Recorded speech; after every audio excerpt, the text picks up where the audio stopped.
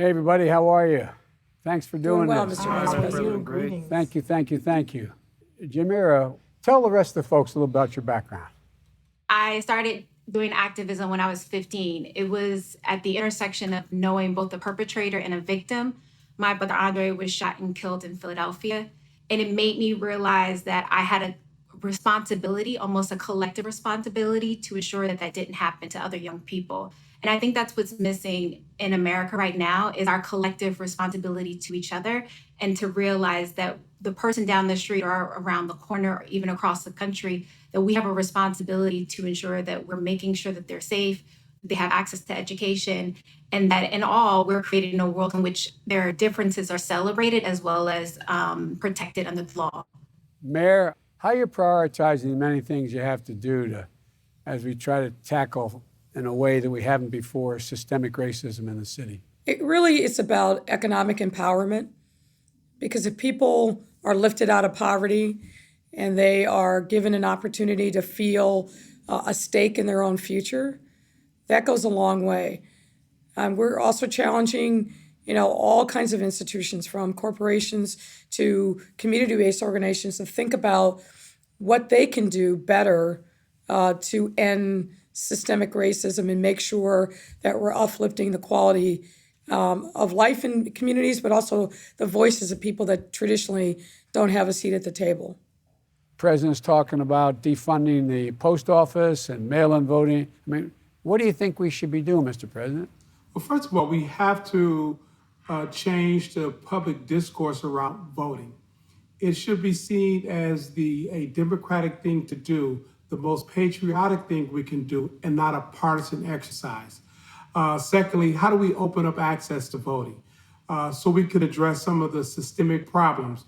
Not only should we reauthorize the Voting Rights Act, but we have to go further. Most importantly, voting should be seen as a constitutional right that's guaranteed, and with that level of sight that all citizens can be assured that they can have unfettered access without being suppressed. This is a watershed moment, and we can't lose this moment. We have got to have action at the national level. We have got to have congressional action. We cannot have 18,000 police departments, and in 2020 have police departments still allowing the use of a knee on a man's neck in George Floyd.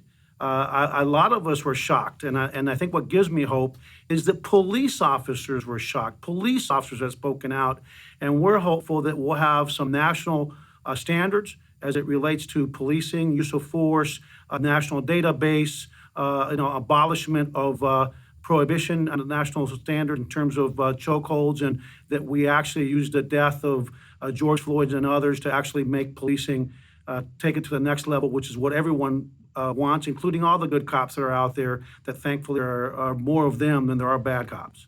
Most cops are good, but the fact is the bad ones have to be identified and prosecuted and out, period. Gwen, how are you doing? Oh, well, I'm doing pretty well as can be expected. I'm sure that the words of George Floyd, "I can't breathe," were not new to you, and they echo in your mind every single day. 6 years ago when your son died. But we can't let this keep happening. What do you think the next thing we have to do, Gwen? Well, first of all, I know when my son was murdered, there was a big uprising, but then it settled down. We can't let things settle down.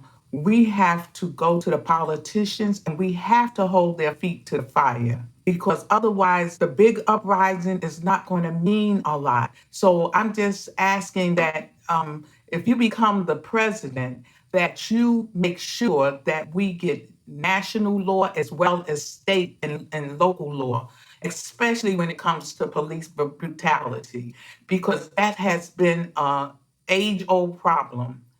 Well, I may be kidding myself, but I think the people are ready. I think people are ready. We just got to keep pushing. We can't let up. But thank you for what you're doing. I really appreciate it. Thanks for joining me. Thank you. Thank you. Thank you. Bye-bye. Thank you.